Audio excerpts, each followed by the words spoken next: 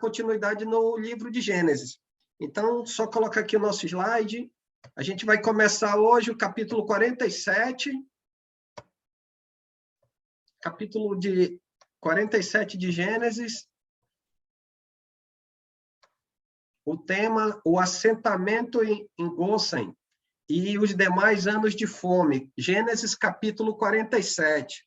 E aí é legal porque lá no capítulo 46, a gente vê lá no finalzinho já o próprio José, né, ele preparando os seus irmãos, como a gente vê aqui no mapinha, lá em Gênesis 46, 33, José ele reúne, né, a sua família, e aí ele conversa justamente já preparando os seus irmãos, preparando o seu pai, a sua família, para o que vai acontecer aqui no capítulo 47, né? Que eles vão estar na presença do faraó.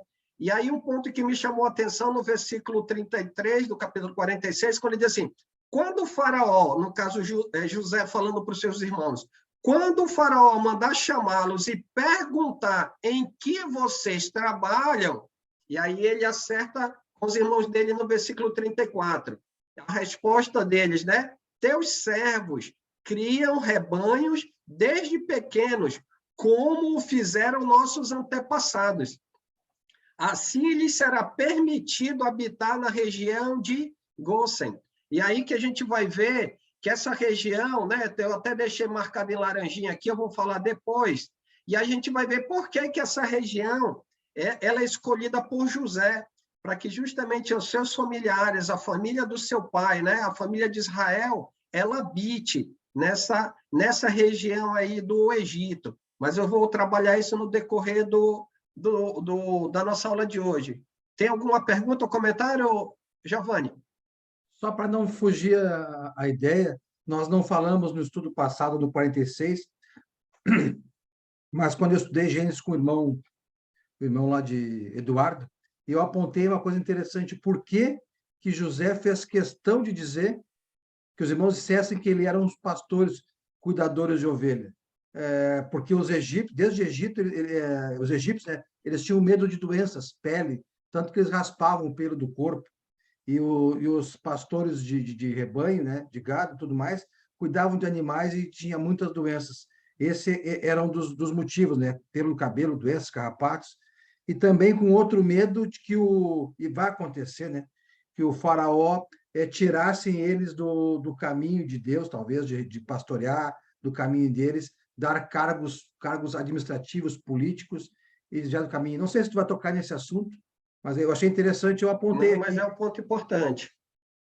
Esse que você colocou é uma questão importante, porque ela é de maneira propositada. Tanto é que o próprio José ele vai acertar com os irmãos. Para quê? Para que eles vivam a parte da sociedade. Eles vão viver no território egípcio, mas eles vão viver num território à parte. Eu vou trazer uma ilustração que a gente vai justamente visualizar por que José, né, ele trouxe essa ideia para os irmãos, para que eles pudessem residir ou se estabelecer justamente nessa região. Mas esse ponto que você colocou é importante. Tanto é que no próprio versículo, ele diz no 34, lá no finalzinho, por isso que eu coloquei a reticências, 46, 34, fechando o versículo 46, ele diz, porque todo pastor de rebanho, ele é abominação para os egípcios. Ou seja, a ideia, como você colocou, pensando pela questão sanitária, os egípcios tinham isso na sua cultura, então eles deixavam à parte, como você bem comentou, né? Eles tiravam os pelos justamente por quê? Porque justamente visando uma questão sanitária, né? Piolhos, sarnas ou qualquer contaminação que viesse porventura dos animais. E aí, no caso dessa questão, a gente vai ver mais para o final, que mesmo se colocando nessa situação, o próprio faraó vai estabelecer uma função para os irmãos de José. A gente vai ver já já. Abrindo aqui, então, nosso primeiro ponto, a gente vai observar, né, que eles, dentro desse contexto, lá no capítulo 47, do versículo 1 ao versículo 12, a família de José ela vai estar perante quem? Perante o faraó. E aí, no versículo 1, a gente vê os seguintes dizeres. Então veio José e disse a Faraó. Então, capítulo 46, finalzinho ele acerta, ele ali harmoniza o discurso com seus irmãos, e agora no 47 eles vão estar na presença do faraó. Então veio José e disse a faraó: meu pai e meus irmãos, com os seus rebanhos e o seu gado, com tudo o que tem, chegaram da terra de Canaã, e eis que estão na terra de Gósen. E aí a gente vai perceber justamente isso. Ele deixa claro para o faraó que o seu pai, que os seus irmãos, com tudo o que eles têm, eles estarão na presença, né? Estarão aonde? Lá no Egito. De onde eles vieram, né? De onde eles vieram e com tudo que eles tinham, né? Rebanho, gado, né? Com tudo aquilo que eles possuíam, estavam no território lá do faraó, ou seja, no Egito. E aí no versículo 2, a gente vai observar o seguinte: após isso, né? Após ele comunicar ao faraó, o que fez José? Versículo 2. O que fez José? Versículo 2. E aí um detalhe bem interessante. Versículo 2, o que fez José? Ele pegou seus 5 irmãos e apresentou a Faraó, né?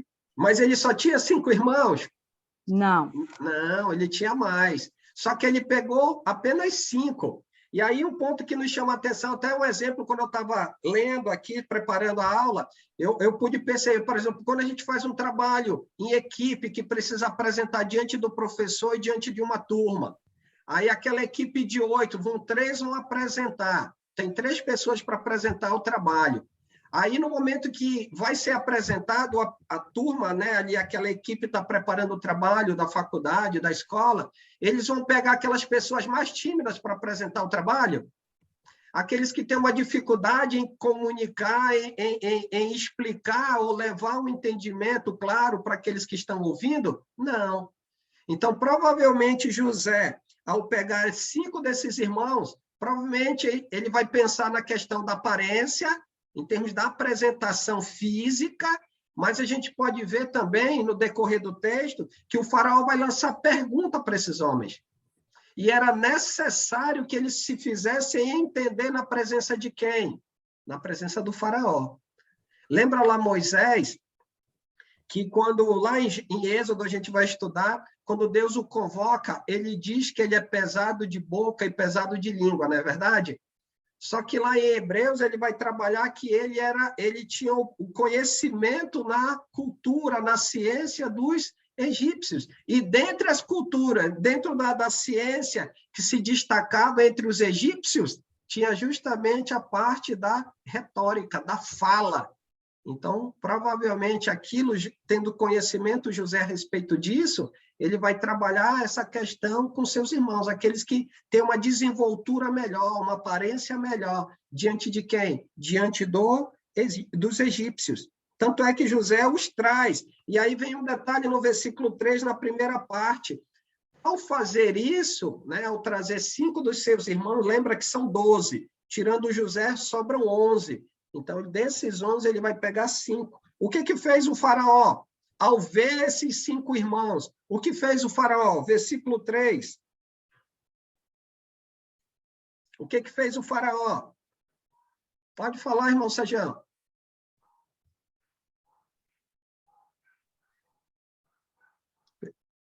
Perguntou naqueles trabalhos. Mas não é sobre... A minha esposa me chamou a atenção para algo aqui, né? Diga. Mas Deus não tinha prometido a terra de Canaã para eles, e agora eles chegaram da terra de Canaã, como assim? E é um ponto interessante, dona Jura. A gente vai responder isso no Êxodo, mas também dentro do próprio livro de Gênesis. Deixa eu puxar pela memória rapidinho aqui. Capítulo, se eu não me engano, é o capítulo 17. Se a gente abrir lá, cadê? Capítulo 17. Também tem o aviso para Jacó, pode ir para lá, para a terra Desculpa, capítulo 15, versículo 13, tirando do script, mas aí por isso que é bom a gente estudar o contexto, né? A gente vem puxando lá do capítulo, desde o capítulo 1, capítulo 15, versículo 13, naquele momento que Deus vai firmar aliança com Abraão, capítulo 15, versículo 13, ele diz assim: então lhe foi dito para quem? Para Abraão: a tua posteridade será peregrina em terra alheia e será reduzida à escravidão e será afligida por 400 anos. E ele continua: eu também julgarei a gente a que tem de sujeitar-se. Depois sairão com grandes riquezas. Então, Deus tinha essa promessa. Ele havia estabelecido isso para quem? Para Abraão. Olha lá, antes de Isaac, antes de Jacó. Jacó aqui está mais ou menos, ele pergunta a idade lá na frente do faraó, e ele já está com alguns anos aí, como diz o Enio, ele já passou dos 50, Jacó, né? Então, ele já passou dos 50, e isso foi feito muito antes do próprio Jacó. Então, Deus ele está cumprindo. E dentro do próprio contexto de Gênesis, a gente vai ver Jacó lá na frente, já adiantando rapidamente um spoiler, antes de morrer, ele vai afirmar que eles vão sair daquele lugar. Eles vão sair daquele lugar, eles vão voltar, né, para a terra que Deus havia estabelecido. Só para esclarecer, dona Jura, tranquilo? Alessandro, lê também, mano. por favor, o capítulo 46, versículo 3, a conversa de Jacó com o Senhor. Isso, também. Esse, como eu até brinquei na hora de responder a dona Jura, como a gente saiu do script, mas tendo essa perspectiva da aula lá atrás, se não me engano, foi eu que fiz, aí eu estava com esse versículo aqui na cabeça, tá bom? Continuando, então, capítulo 47. E o que fez o faraó, então, ao ver os irmãos de Jacó, aliás, os irmãos de José? Então perguntou ao faraó aos irmãos de José: qual é o vosso trabalho? Qual é o vosso trabalho? E aí, olha só a sabedoria, né? o jeito, o conhecimento que José tinha a respeito do faraó. Por quê? Porque ele sabia que poderia haver perguntas, e esses irmãos precisavam estar preparados. José não poderia responder. Versículo 3, ele vai mostrar, eles responderam. Eles quem? Esses 5 irmãos. Então, José, ele traz os irmãos e fica a conta deles, de justamente responder aquilo que o faraó tivesse para indagá-los. Então, por essa razão, ele escolhe apenas 5. E um ponto que a gente vai observar, eles vão responder ao faraó, dizendo: qual é o vosso trabalho? Perguntou o faraó. Eles respondem: os teus servos são pastores de rebanho, tanto como os nossos pais, ou seja, os antepassados, assim como eles são o quê? Cuidadores, no sentido de pastores, eles cuidam, né? O quê? Cuidam dos animais, ou seja, eles criam animais, eles pastoreiam o rebanho, justamente para ficar aquilo que o Giovanni nos informou, e eu também reiterei, para a gente poder entender qual é a razão disso, de eles poderem se estabelecer no Egito como aqueles que são pastores de rebanho. Fala, Davi. O José, ele conhecia muito bem a região, conhecia também como os egípcios viam os pastores, né? E aí, o que ele fez? Antes deles se apresentarem ao faraó, ele já fez um treinamento com eles. Lá na aula anterior, né, ele chegou, reuniu os irmãos dele, disse: olha, vocês vão responder desse jeito. Então, já foram tudo ensaiados. Aí, na hora do ensaio, né, aí ele viu que alguns não responderam direito, aí ele tirou, né? Aí ficou só 5. Eu acredito que foi no ensaio a seleção. No ensaio ali, ele selecionou, só passou 5. Ele fez um curso intensivo de retórica, né? Isso, ele fez um curso Como ali. falar em público. Aí só foi aprovado 5. Agora, quem foi os 5 aprovados é que a gente não sabe. Mas aí um ponto importante é que os irmãos de José respondem ao faraó. E eles respondem de maneira clara. E um ponto que a gente vai observar, até no versículo 4, eles respondem tão bem, eles vão aproveitar a oportunidade justamente já para fazer um pedido, né? Para fazer um pedido a quem? Ao faraó. Olha lá o que diz, capítulo 47, no versículo 4. Disseram mais a faraó: viemos para habitar nesta terra, porque não há pasto para o rebanho de teus servos. pois a fome é severa na terra de Canaã. Agora, pois, te rogamos, permitas que habitemos, né? Te rogamos que permitas que habitem os teus servos na terra de Gósen. E aí o ponto que a gente vai observar, passando aqui o slide, olha aí no slide, por que a terra de Gósen? E aí um ponto que a gente vai observar, onde que ficava essa região? Olha só aí, ó, o chamado Delta do Nilo. O que seria o Delta do Nilo? O Nilo, ele nascia na parte central da África, né, ali do Egito, e aí ele desce em direção ao chamado Mar Mediterrâneo. E aí, nessa região que nós temos, parece um triângulo, por isso que eles chamam de delta, né? É justamente aonde, como diria aqui no Amazonas, ou desemboca, ou, como diz o português, ele deságua, ou seja, as águas do Nilo, elas escoam em direção ao mar Mediterrâneo. E se você perceber essa visão de satélite, olha só, como é que é rica de vegetação essa parte. E aí, se você olhar o restante desse caminho verde que ele vem descendo aqui, ó, pela imagem, ó, essa imagem verde, ou seja, essa vegetação, ela vem acompanhando o quê? Ela vem acompanhando a direção do Rio Nilo. Então, tudo aquilo que nascia ao redor do Rio Nilo, a gente pode acompanhar o quê? A vegetação, mostrando a vida.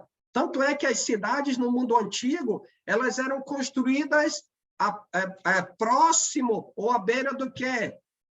Da água, de rios, de mares, por causa do quê? Justamente pela questão da plantação, a irrigação das terras, a criação dos animais, a subsistência da vida. Então, a gente pode ver que José, ao estabelecer essa região, como eu havia comentado rapidamente no início, era justamente por isso, pela riqueza. Lembra? Aqui, por enquanto, a família de José ela é pequena, né? Ela é pequena, mas a gente vai ver que ela vai ser próspera, ela vai crescer. Para que isso aconteça, é necessário o quê? Uma grande criação de animais, né? As plantações que eles venham a fazer, tudo isso para quê? Para o crescimento e subsistência de quem? Daquela família. Então, por essa razão, José estabeleceu o quê? Essa região. E um ponto que a gente pode observar, lá no capítulo 45, versículo 10, olha o que diz lá, 45, 10. José diz para eles, habitareis na terra de Gósen, e estarás perto de mim, tu, teus filhos, os filhos dos teus filhos, os rebanhos, o teu gado e tudo quanto tens. Então, José, antes de eles chegarem aqui, ele está fazendo o quê? Ele se mostrou para os irmãos e antes de irem buscar o seu pai, ele já estava dizendo aonde ele iria estabelecer a sua família. Então, ele já tinha isso em mente. Um ponto para justamente nós observarmos. E aí, ao ouvir, né, essa oportunidade que o faraó deu para que eles respondessem a pergunta, eles aproveitaram a oportunidade para quê? Para indagar, né, para fazer um pedido ao faraó. E qual foi o parecer do faraó? Capítulo 47, versículos 5 e 6. A terra do Egito está perante ti.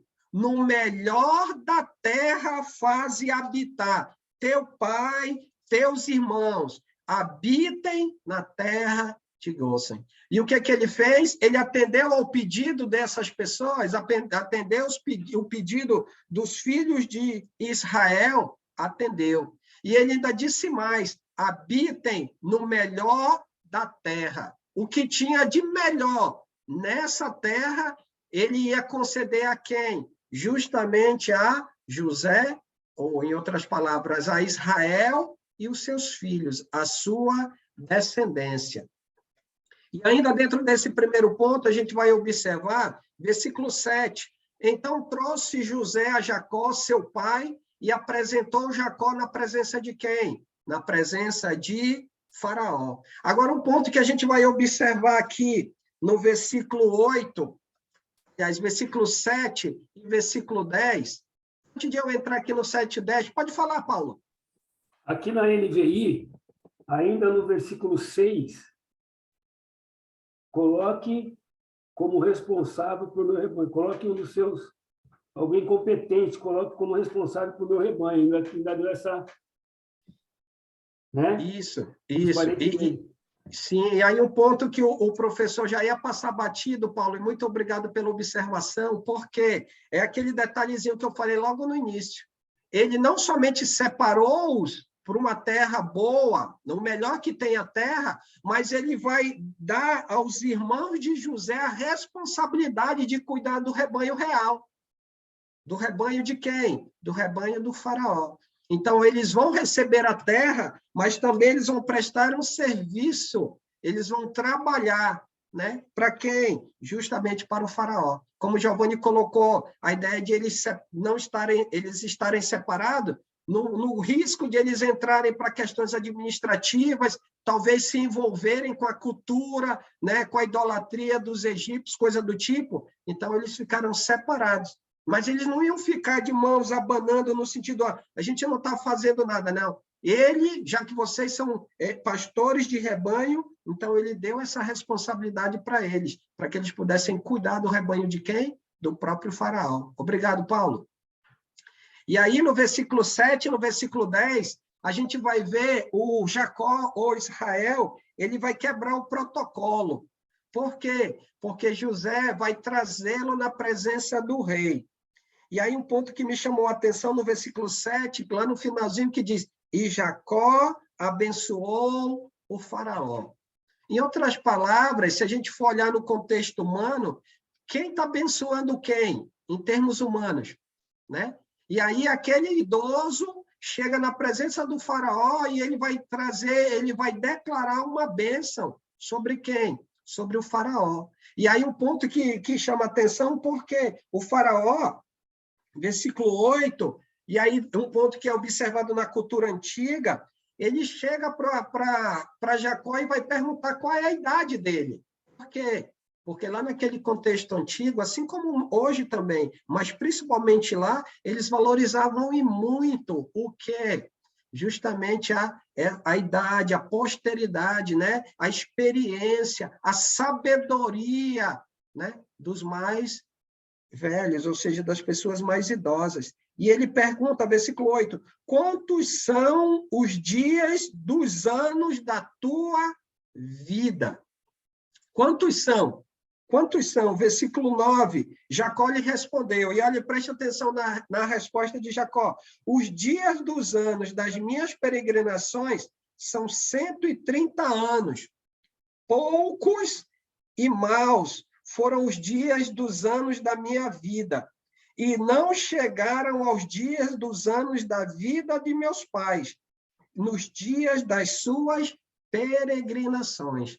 Ou seja, ele não atribui, né, não, eu vivi muito, eu fiz muito, ele é extremamente humilde, ele diz os poucos dias, né, poucos e maus foram os dias, né, da minha vida, não chegaram nem aos dias, nem aos anos da vida de meus pais.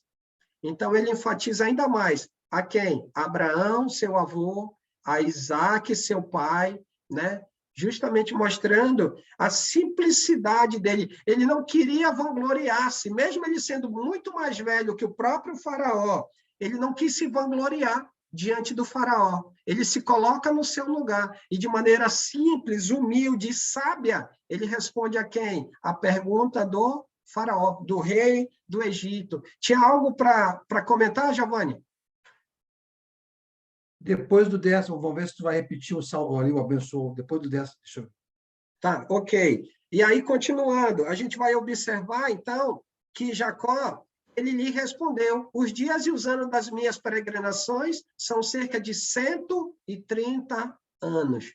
Então, naquele momento, a gente percebe que Jacó, ele diz a sua idade. E olha só, o tempo que já havia percorrido, de tudo que a gente já viu, a gente pode ver que Moisés, ao relatar no Gênesis, ele resume bem, né?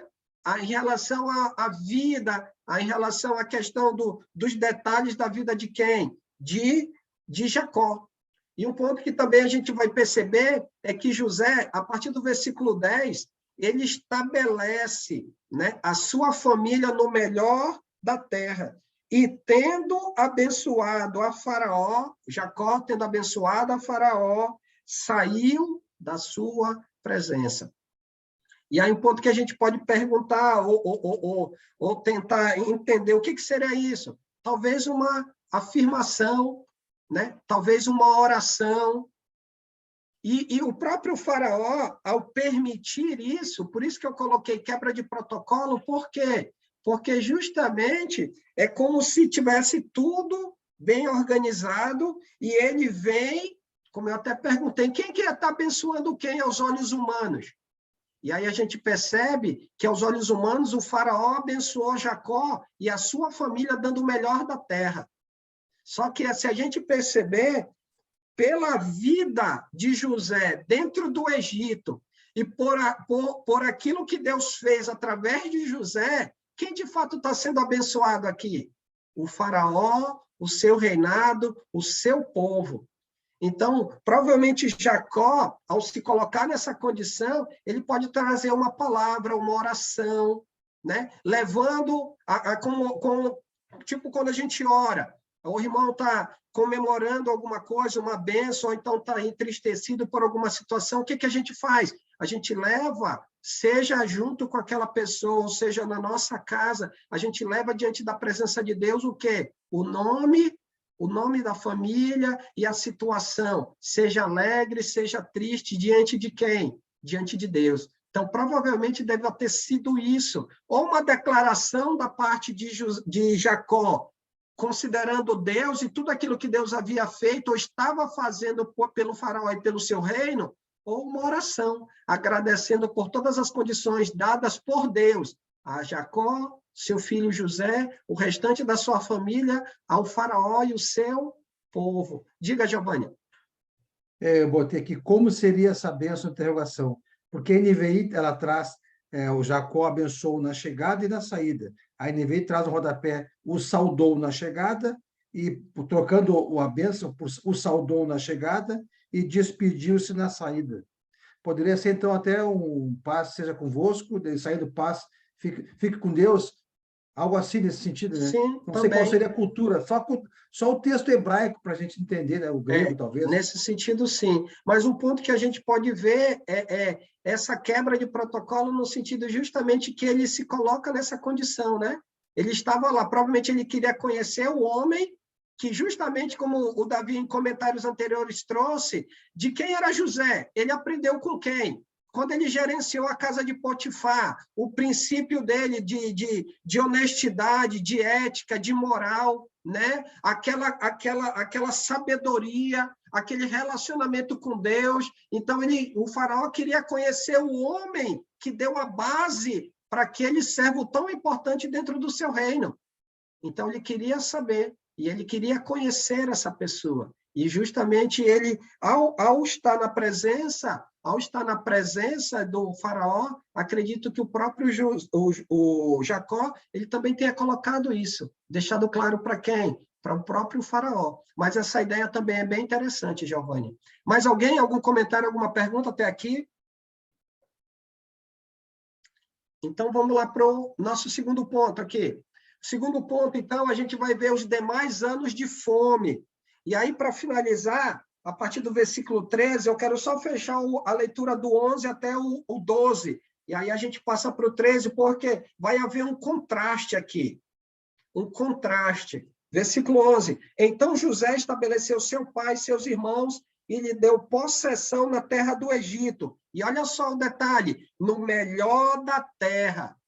No melhor da terra. Aí vai abrir uma informação, e aí ele diz assim, na terra de Ramsés.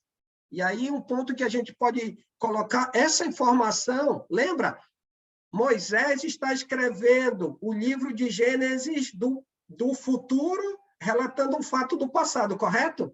Então, ele está escrevendo aqui, relatando um fato já acontecido.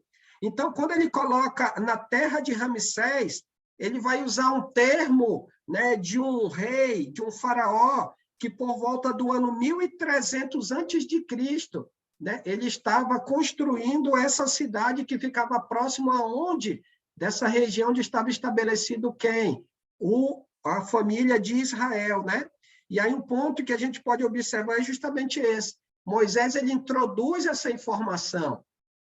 Por quê? Porque essa cidade, essa construção, ela vai surgir a partir da 19ª dinastia, lá do Império Egípcio, cerca de mais ou menos 1300 antes de Cristo. Então, essa informação, ela foi colocada, anexada por Moisés ao escrever o livro de Gênesis, olhando do futuro, né, do presente para o passado, olhando lá do momento que ele estava escrevendo para trás. Como o faraó ordenara, e José sustentou de pão ao seu pai e aos seus irmãos, e a toda a casa de seu pai, segundo o número de seus filhos. E observe o início do versículo 12. Qual era a situação da família de José, ou da família de Israel? Versículo 12. José o sustentou de pão. E aí a gente entra no versículo 13 para você ver o contraste. Qual era a situação dos povos diante da fome? Versículo 13. Qual era a situação dos povos, de acordo com o versículo 13, diante da fome?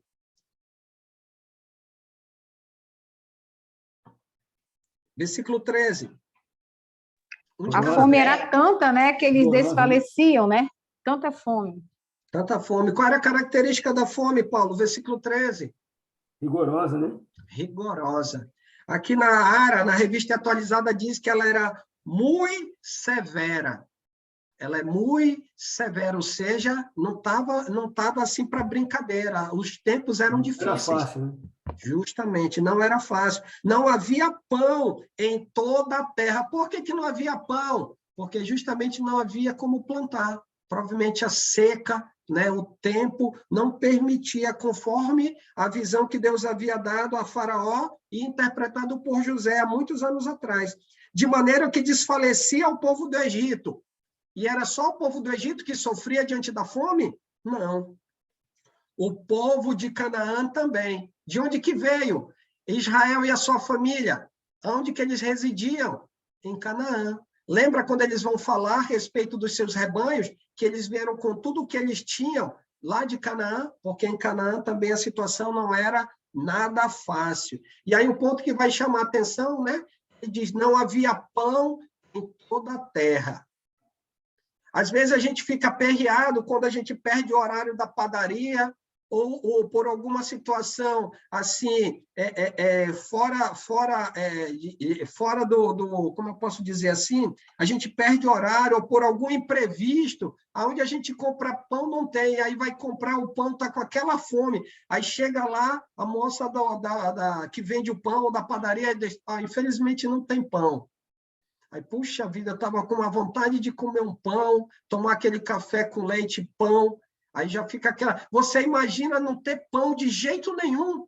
Olhar para a direita, olhar para a esquerda, ir em cidade em cidade, e não ter trigo para produzir pão.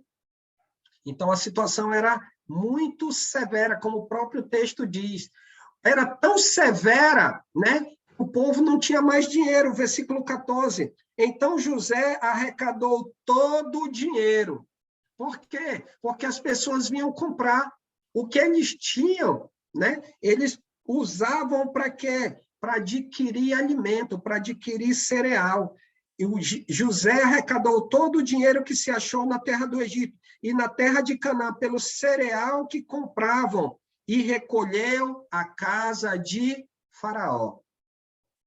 E aí, acabou o dinheiro. Versículo 15. Se não tem mais dinheiro, eles vão usar o quê?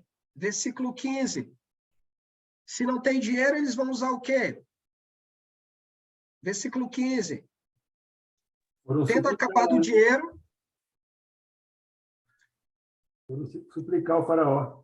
Justamente, eles vão até o faraó. Dai-nos pão, porque haveremos de morrer na tua presença, versículo 15, lá no finalzinho. Porque porquanto o dinheiro nos falta. E aí, qual foi a solução de José? Versículo 16. Ok, vocês não têm dinheiro. Né? Aí pode foi falar, milagre, irmão, né? Oi? Estou lhe ouvindo, irmão. Aí foi milagre, né? Que aí veio o pão, o maná, que foi dado pão, mas do maná, né? Não, que Não, tem. mas aí a gente está em Êxodo. O Êxodo a gente Sim. vai estar em fevereiro. Aqui trabalhando sim. no contexto de Gênesis. Ah, O maná a sim, gente né? vai ver na saída do Egito. Isso. Mas aqui, versículo 16, qual é a solução? Versículo 16, respondeu José: se vos falta dinheiro, trazei o quê? Rebanho. Vai trazer o rebanho, vai trazer o gado, vai trazer os animais. E aí eles vão fazer justamente o quê? Eles vão trocar os animais por alimento, por cereal, por trigo, né? Para que eles façam o pão, para que eles façam o alimento mais básico que eles tinham na época. Mas a fome era o quê? Versículo 13, muito severa. Né? Então, eles trouxeram o gado, versículo 17, e José lhe deu pão, em troca dos seus cavalos, rebanhos de gado, de jumento, e os sustentou aquele pão, aquele ano, em troca do seu gado. Então, dependendo do período do ano que eles pegaram, então, durante o decorrer daquele ano, ok, a gente tem pão, a gente tem com que nos sustentar. Mas a fome era severa. E aí virou o ano, e qual era a situação ainda dos povos em relação à fome? Tinham a mesma necessidade. Versículo 18. A fome persiste e nos resta apenas o quê? Versículo 18 e 19. Findo aquele ano, foram a José no ano próximo e lhe disseram: não ocultaremos ao meu senhor que se acabou o quê? Totalmente o dinheiro, não tem mais, não tem de onde tirar, né? A gente já vendeu os nossos animais, vendeu os nossos rebanhos, versículo 18, lá no finalzinho, nada nos resta, senão o corpo e o quê? A nossa terra. Então, em termos financeiros de troca, não tem mais nada. E qual foi a solução desesperada do povo? Versículo 19. Lá no finalzinho do versículo 19, qual foi a solução desesperada do povo? Se ofereceram para trabalhar em troca das terras. Justamente. Obrigado, Fernando. Não somente eles ofereceram o trabalho, mas eles ofereceram as suas posses. Né? Lá no finalzinho do 19, compra-nos a nós e a nossa terra. Então, eles se colocaram à disposição do faraó, ou seja, do reino do Egito, do faraó, mas também disponibilizaram o quê? As suas terras. Então, eles colocaram à disposição de quem? Eles colocaram à disposição do faraó, do Egito. Diga, Giovanni. Eles passaram aqui a ser escravos, né? Foram comprados por faraó, para o que eu estou vendo. Eles vão usar um termo escravo, mas aí o ponto que a gente vai observar, Giovanni, dentro do texto, se a gente comparar a escravidão dos judeus, aquilo que José vai propor agora, a gente vai ver que é muito diferente, né? Vai ser como se fosse uma ideia, lembra lá no período feudal, que o senhor do feudo, ele cedia a terra que era da propriedade, eles produziriam, e parte da produção era do rei, e parte da produção era do povo. Então, ele vai trabalhar um princípio bem interessante. Por isso, eu coloquei assim, ó, versículo 21 ao 26, se os irmãos quiserem anotar aí, ó, 21 ao 26, a decisão consoladora de José. Alguns vão ler assim a palavra escravos, versículo 19, lá na metade diz assim: seremos escravos de Faraó, dai-nos a semente para que vivamos e não morramos, e a terra não fique deserta. Eles vão usar o termo escravo, mas aí um ponto que a gente vai observar, que dentro da proposta trazida por José, não vai ser bem uma escravidão, né? Ele vai ceder a terra, na leitura a gente vai observar, e ele também vai conceder as sementes, para que eles plantem, só que vai haver um percentual do faraó e vai haver um percentual de quem? Do povo. Observem comigo, 21 ao 26. Quanto ao povo, ele o escravizou de uma a outra extremidade da terra, ou seja, havia apenas uma exceção, a gente vai ver já na leitura. Então, o Alto Egito ao Baixo Egito, ou seja, em todo o Império Egípcio, todo o povo, com exceção dos sacerdotes, a gente vai ver na leitura, eles se tornaram, né, escravos, ou seja, E a terra era do faraó e as pessoas trabalhavam por um percentual da terra, como a gente vai ver já já. Continuando. Somente a terra dos sacerdotes não comprou ele. Por quê? Pois os sacerdotes recebiam parte ou uma porção, né, de quem? Do faraó. E eles comiam a sua porção que faraó lhes tinha dado. Por isso não venderam a sua terra. Então José, versículo 23, disse José ao povo, eis que hoje vos comprei a vós outros a vossa terra, para faraó. Aí tendes as sementes, semeais a terra. E por que a decisão de José ela é consoladora? Presta atenção, versículo 24. Das colheitas dareis o quinto a faraó, e as 4 partes serão vossas, para as sementes do campo, e para vosso mantimento, e do que estão em vossas casas, e para que coma as vossas crianças.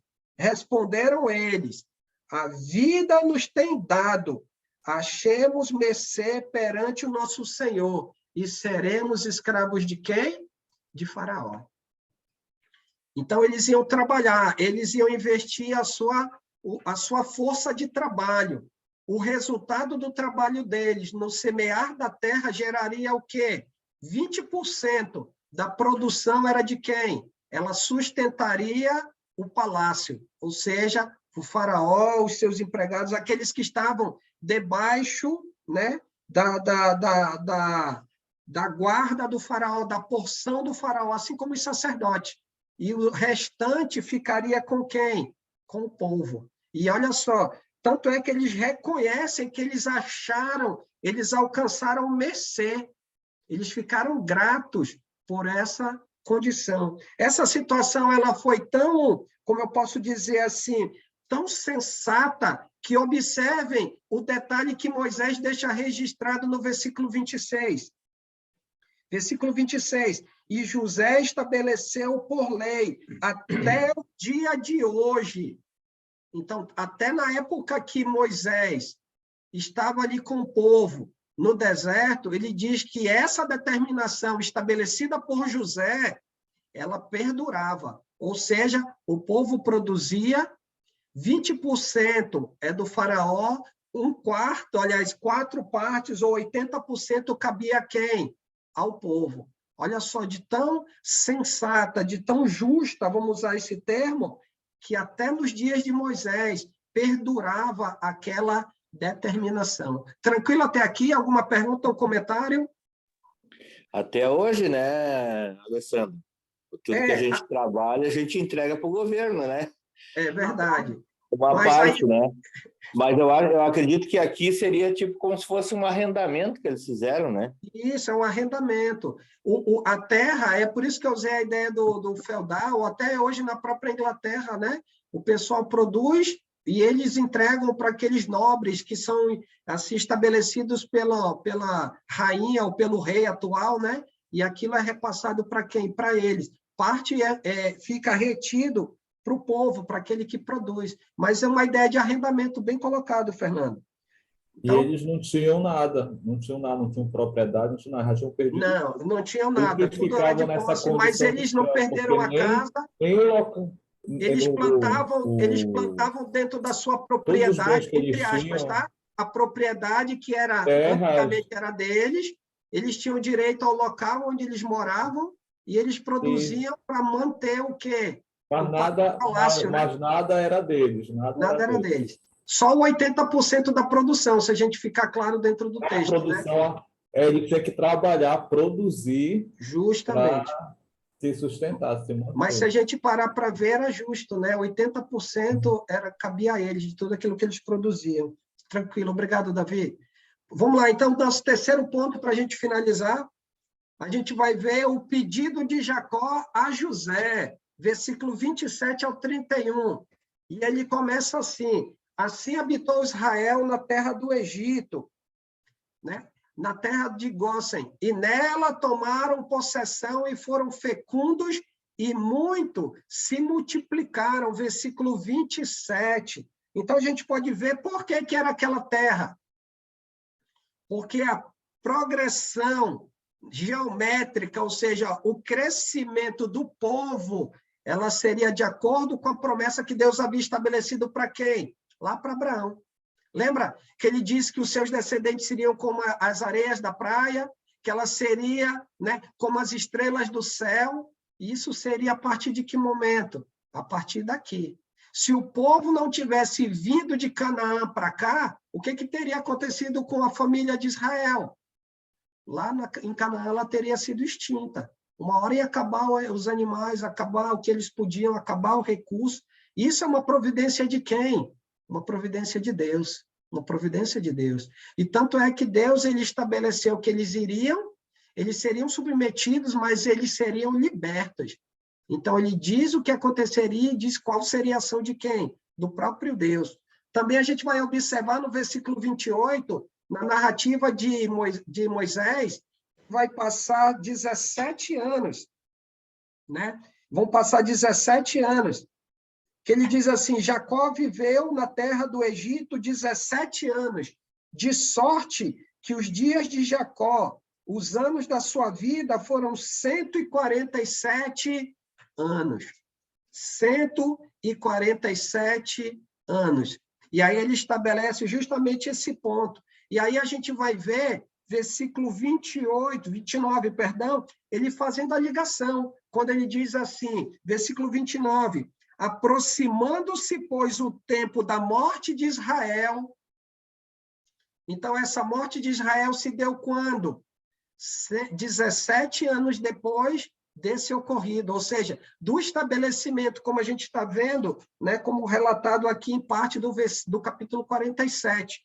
E a gente vê a evolução disso por meio de possessão, né, de eles se tornarem fecundos, de eles muito se multiplicarem, e isso no decorrer do quê? Desse período. E aí ele continua, claro, não somente no período da vida de Jacó, mas a gente vê isso dentro do relato do Êxodo, né, que a gente vai ver o povo, ele cresce tanto, né, que o próprio faraó, na época, ele vai ficar o quê? Preocupado. Só que aí a gente vai guardar essa informação para Êxodo, né? Lembrem-se, dia 5 de fevereiro, né, a gente vai começar a nossa aventura pelo livro de Êxodo. Mas continuando aqui em Gênesis, aproximando, pois, o tempo da morte de Israel, chamou a José, seu filho, e o que ele fez? Ele vai fazer ele jurar. Você lembra lá, quando Abraão mandou aquele servo mais antigo da sua casa em busca lá da terra do seu cunhado, né? Do seu tio, lá em Harã, quando ele diz para esse servo fazer o quê? Para que ele pudesse colocar a mão debaixo da coxa. E aí um outro relato a gente vê aqui no versículo 29. O que ele faz com José? Ele faz ele jurar. Então ele manda colocar a mão debaixo da coxa e use comigo beneficência e de verdade. Rogo-te que não me enterres no Egito. Ele não quer ser enterrado no Egito. Ele quer ser enterrado aonde? Na terra dos seus pais. Ou seja, ele quer ser enterrado lá em Hebrom. Lá em Hebrom, aonde foi enterrado o seu pai, o seu avô, a sua avó, né? E aí um ponto que a gente vai observar, versículo 30, ele continua, porém que eu jaza, ou seja, para que eu esteja com os meus pais, por isso me levarás do Egito e me enterrarás no lugar da sepultura deles. Respondeu José, farei segundo a tua palavra. E aí no 31, ele finaliza, então lhe disse Jacó, jura-me. E o que fez José? Ele jurou-lhe, e Israel inclinou a cabeça sobre a cabeceira da cama. E aí um ponto que ele fecha o capítulo, né, 47, contando a narrativa, né, da família de quem? De Jacó. Um ponto que me chamou a atenção. Nós precisamos, até o filho do irmão Aníbal Júnior, né, que é um dos professores que conduz as aulas do Gênesis aqui junto conosco, junto com alguns irmãos, a gente ouviu na mensagem que nós precisamos confiar em Deus. Mas existem situações que precisamos buscar a Deus, mas também precisamos fazer o quê? Precisamos fazer a nossa parte.